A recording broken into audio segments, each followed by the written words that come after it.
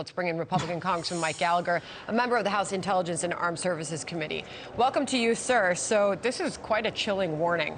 Play with fire and you will get burned, says China's Xi to President Biden. And now today, a statement from the Kremlin expressing solidarity with China's stance on Taiwan.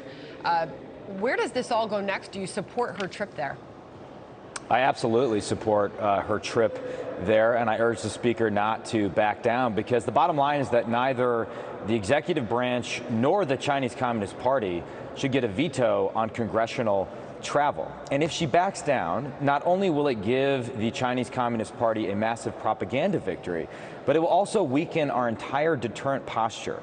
Think about it this way. If we're too afraid to let normal congressional travel happen to Taiwan, clearly we're signaling that we don't have the stomach for a fight over Taiwan. It will undermine our allies and partners around the world. So I urge her not to back down. And as for the call that President Biden had with Xi Jinping, his friend of 4 decades, I had hoped the president would actually tell Xi Jinping to stop his coercion. But as you point out, it appears that Xi threatened our president, the president of the United States. They're trying to intimidate us, and we must not be intimidated. Something's going on here. I don't know what it is. Newt Gingrich, former Speaker of the House, was the last Speaker of the House to visit Taiwan as a Speaker.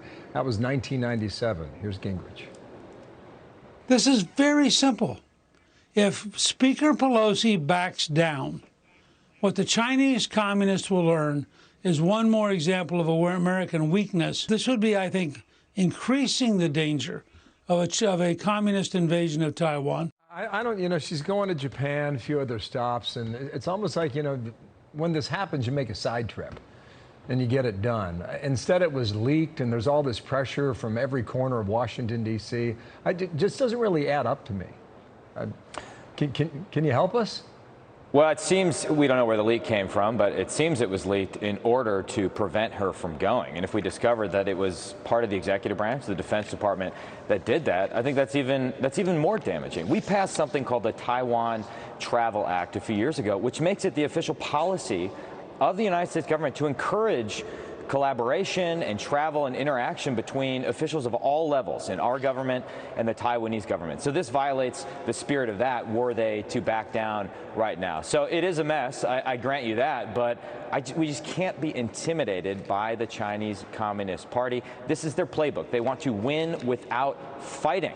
They want to just force us to capitulate in all these different ways and undermine the people of Taiwan. Congressman, real quick final thought on these 15 key U.S. states where Chinese citizens are buying up what is totaling now $6 billion of property. Ron DeSantis is calling this a huge problem in this country right now. Listen. I don't think they should be able to do it. I think the problem is these companies have ties to the CCP, and it's not always apparent on the face of whatever company is doing. Should they be able to do this, Congressman, real quick? No, Governor DeSantis is right. The problem is they're buying them near military facilities. There was a purchase in North Dakota, 20 minutes away from a strategic Air Force base.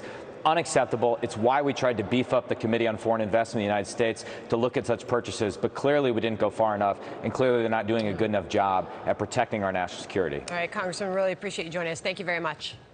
Thank you.